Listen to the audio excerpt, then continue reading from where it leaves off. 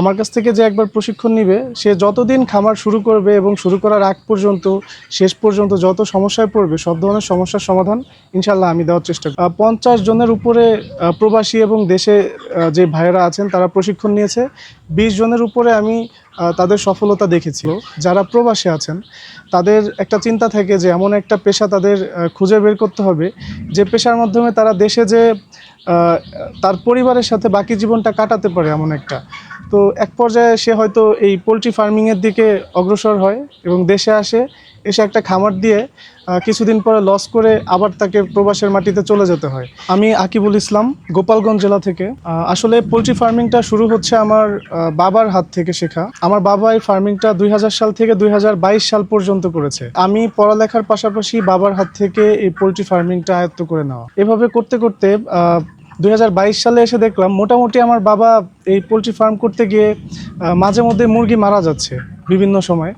তো এগুলো দেখে আমার কাছে মনে হলো যে এখানে মারা যাওয়ার কারণটা কি। এই মারা যাওয়ার কারণগুলো খুঁজতে গিয়ে আমি আসলে নতুন অনেক কিছু আবিষ্কার করেছি, যেগুলো আমি শিখেছি আমার পার্শ্ববর্তী খামারি যারা আছেন, যারা পুরাতন অভিজ্ঞ খামারি আছেন তাদের কাছ থেকে। দেখতে দেখতে এক পর্যায়ে আমার মোটামুটি একটা নলেজ এই বিষয়ে হলো। তখন আমি সিদ্ধান্ত নিলাম যে বাবাকে আপাতত একটু অবসরে পাঠিয়ে আমি আসলে নিজে থেকে শুরু করি। তখন আমি আসলে আমার মতো করে এই খামারটা শুরু করি। মাঝে একটু সমস্যা হয়েছিল যখন আমি নিজে শুরু করি বাবার হাত থেকে হ্যান্ডওভার করে। তখন আমি নানান ধরনের জটিলতায় পড়েছি, যেটা আমার বাবা শুরু করতে গিয়েও হয়তো পড়েছিলেন। আমি যেহেতু গত 4 বছর যাবৎ করছি, শুরুর দিকের সেই আমার ঝামেলাগুলো কাটিয়ে উঠে বর্তমানে আমি আলহামদুলিল্লাহ খুব ভালো একটা অবস্থানে আছি। আমি যদি আয়ের হিসাব বলি, যেমন আমার বাবার কাছ থেকে নেওয়ার পরে আমার শুরুতে যদি 3 লাখ টাকা আয় হতো, এখন সেটা হয়তো 3 গুণে যেয়ে দাঁড়িয়েছে। আমি শুরুতে যে পরিমাণে মুরগি বাবার হাত থেকে নেওয়ার পরে পালন করতাম, এখনও সেটা প্রায় 4 গুণের উপরে চলে গিয়েছে। এখান থেকে আমার আরও ভালো পরিকল্পনা আছে ভবিষ্যতে। আমি যখন নিজে থেকে খামার শুরু করি তখন আমি একদিন একটা ভিডিও ফেসবুকে পোস্ট করি। পোস্ট করার পরে দেখি ভিডিওতে মোটামুটি ভালোই একটা সাড়া চলে আসছে। তখন ওখান থেকে অনুপ্রাণিত হয়ে আমি আবার আমার একটা ইউটিউব চ্যানেল ক্রিয়েট করি। সেখানে আমি নিয়মিত ফার্মিংয়ের কাজগুলো ভিডিও আপলোড দিতাম। এক পর্যায়ে সেই ভিডিওগুলো মোটামুটি ভালো মানুষের কাছে পৌঁছাচ্ছিল এবং সেখান থেকে অসংখ্য মানুষ উপকৃত হচ্ছিল বলে আমি মনে করি। এক পর্যায়ে অসংখ্য কমেন্টের মাধ্যমে আমার থেকে মানুষের জানার আগ্রহ বেড়ে গেল।